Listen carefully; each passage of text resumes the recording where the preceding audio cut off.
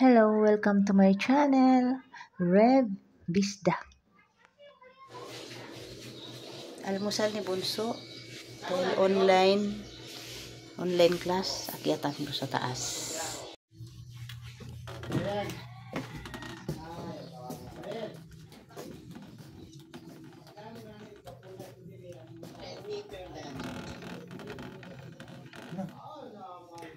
Pinahatiran ka ni Papa mo? Hindi pa. Hindi man kita pinakita. Ito lang oh.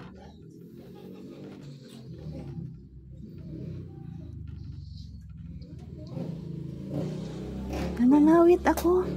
Hindi kita binibidyo. Pagkain lang binibidyo ko.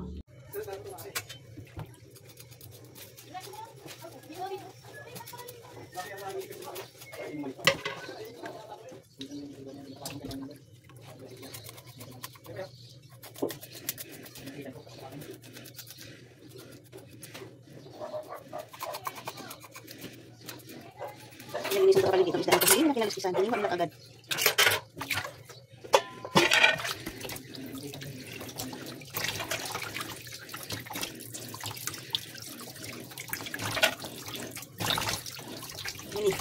Binili ko ng isa sa 127 isa kasi 310 ang kilo. Binili ko isang piraso 127 isa. So pinahati ko sa apat kasi apat na nito.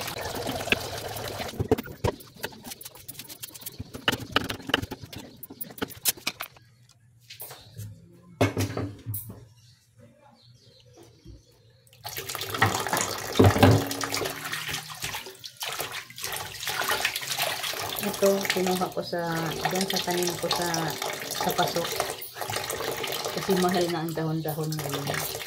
Ang isang tali ay 20 pesos. Kasi may tanim-tanim ako dyan. Tapos ito kangkong.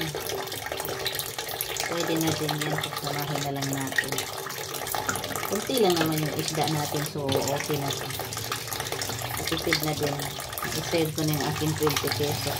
Yung aking 20 pesos, ibinili ko na lang biscuit at charot. Save lang tayo. So, diba? Ayun, gawa lang ng paraan. Ayun. Pupunta kasi kami ngayon ni Habi sa, sa second session niya sa kanyang paa. Sa therapy sa after na. Therapy niya sa paa. So, magluto naman na tayo para kain. Kasi mamayang 1:30 ang kanyang schedule. So, ayan na. Buksan na natin yan.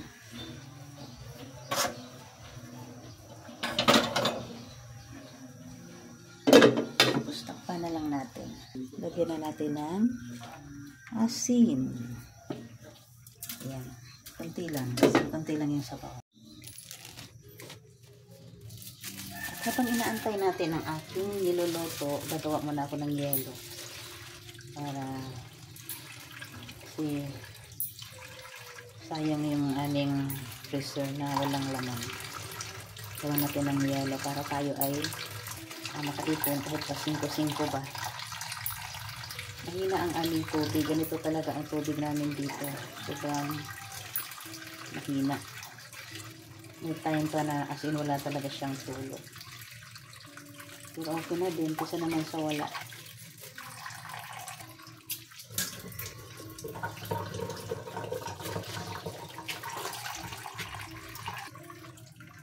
Minsan, ang binta ng yelo pagka wala akong madukot. Nagagamit ko rin siya. Pinaplano ko siyang ipunin kasi gusto kong umuwi sa lugar namin doon sa Masbate. Hindi ako makaipon-ipon kasi pagka kinakapos sa budget, nagdukot ko rin siya.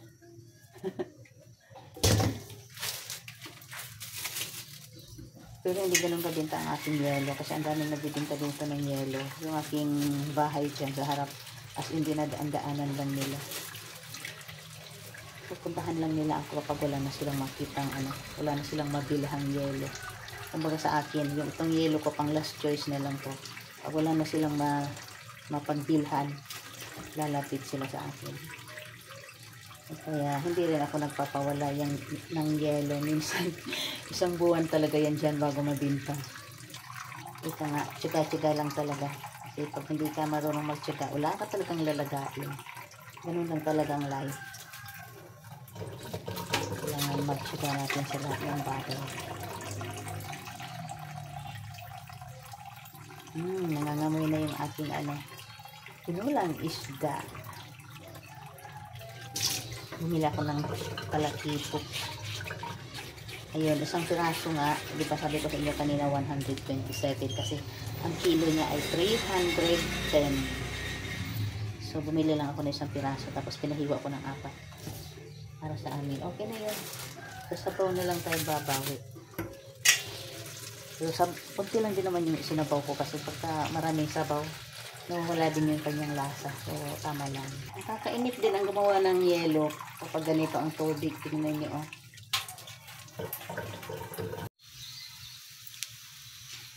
Ayan na, luto na ang ating tinulang isda. Nagwalis na ang pilay. Oy, pilay, tingin ka muna dito sa akin. Oh, ayan, pinagputulan ng aking kuko. Nagwalis na ang pilay.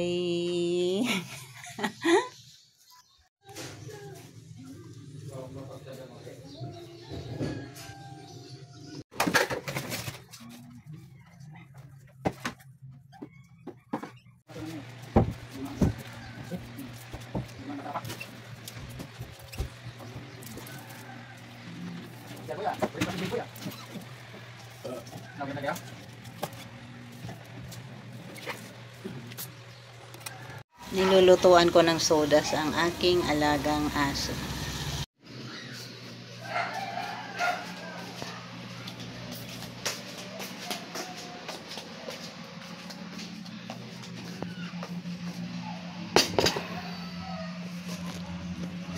Kain na kami.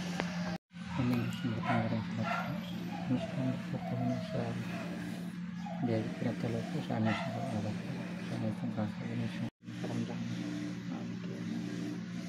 Sabihin na, putang nyo na, mga anak. Kasunod na yun.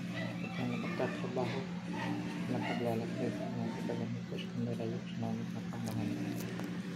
Sa pagkang pagkarapin ng mga pinayos ko. Mga kagagamit ng sa amin katuloy na kaming katawar.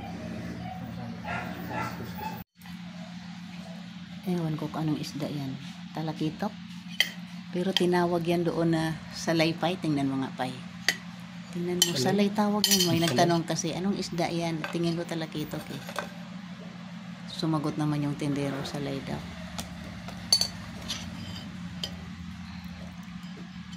Salay batong. Salay ba talaga?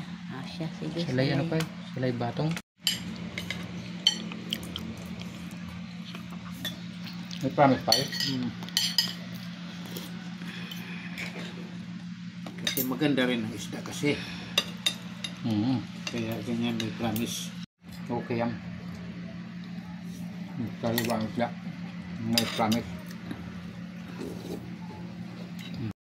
Alis na kami ni Happy. Dumating na yung grab na aming ginok. So ayan. Katulad ng dati, kulay maroon uli siya. Ayan.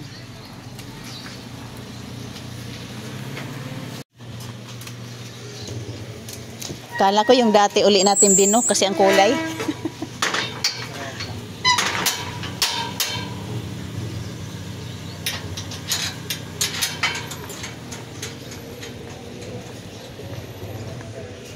Diyan ka? Ako na lang sa unahan? Para hindi na ako mahirapan. Sige. Hawakan mo lang Akin na yan.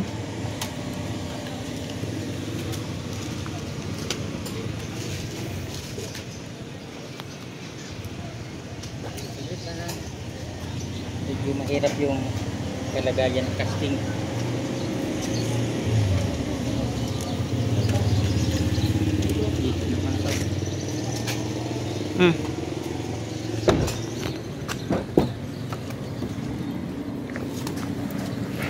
Yan.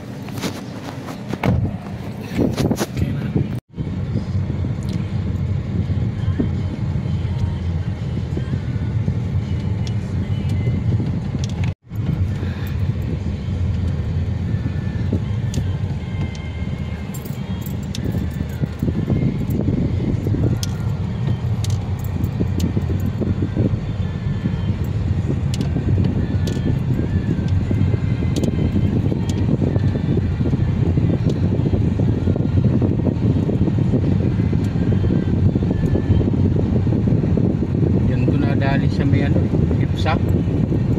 Oo. Oo, pagpapasok ako ng trabaho. Kami. Mga kakasama. Sa Aerostown. Ay, pauwi ka na. Sige. Sa Aerostown may ano ka doon? Maliligo pa nga lang ako eh. May, sabi ko nga sana ko maya konti eh. Kaya lang sabi ko baka mamaya walang ano eh. May bahay ka sa Aerostown? Oo. Anong street? Meron din kami ron eh. Doon lang sa likod na Del Pilar. Sa likod ng ginagawa na yun ng bago. Ah, di Ocampo Likod ko kami. lang yan. Di Ocampo yung Block 8. Meron din kami isa doon. Sa Del Pilar daw sila. Hindi yayuturn pa pala tayo. Yayuturn ko na lang kayo. Tapat naman halos yun. Yung U-turn slot nila dyan.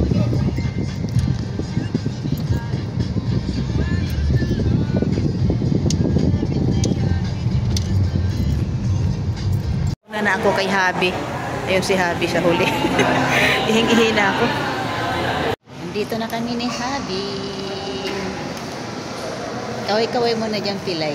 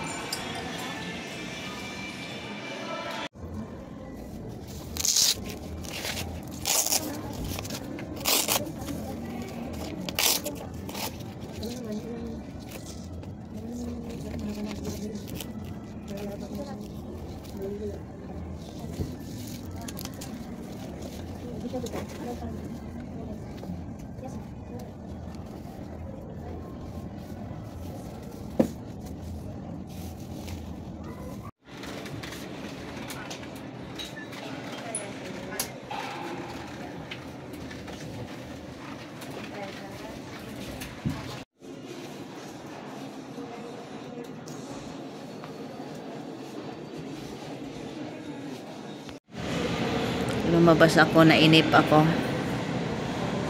Dito ako sa likuran.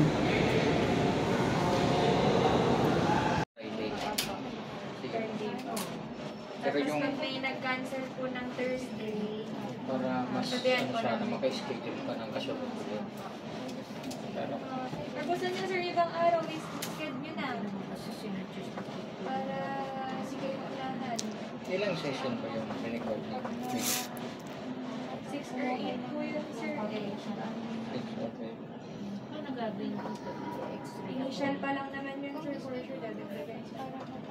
Kung kaya nga na dapat ng every other day, mas maganda sa akin. Gusto nyo po ba pagtapos nung Friday, may schedule na rin po kayo sa ibang araw? Pwede. Yes. Thursday, o kaya ano. Earlier.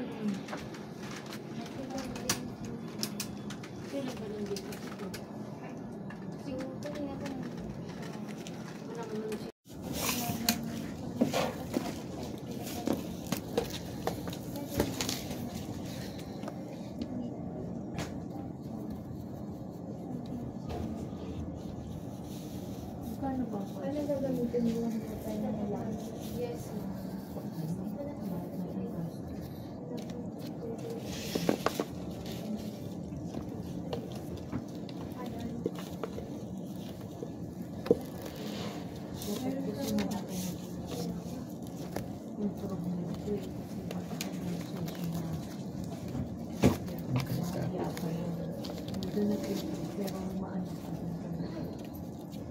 Minsan nagka-anxiety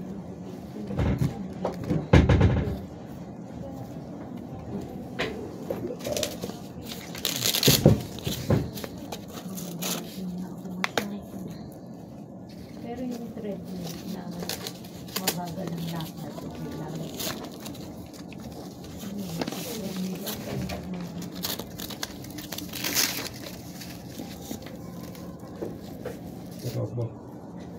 Robotics. Hindi rin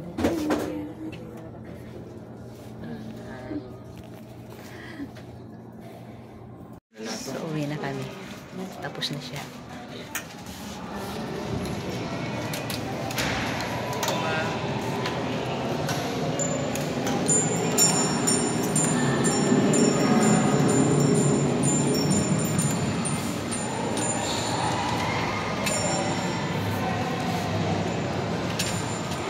Hiring daw sila ng therapist. Ah? So, uwi na kami mga love. End ko na tong aking video. Yung iba pa lang ano nila. Please don't forget to like and subscribe and click the notification bell para updated ka sa aking mga ina-upload. See you in my next video and bye!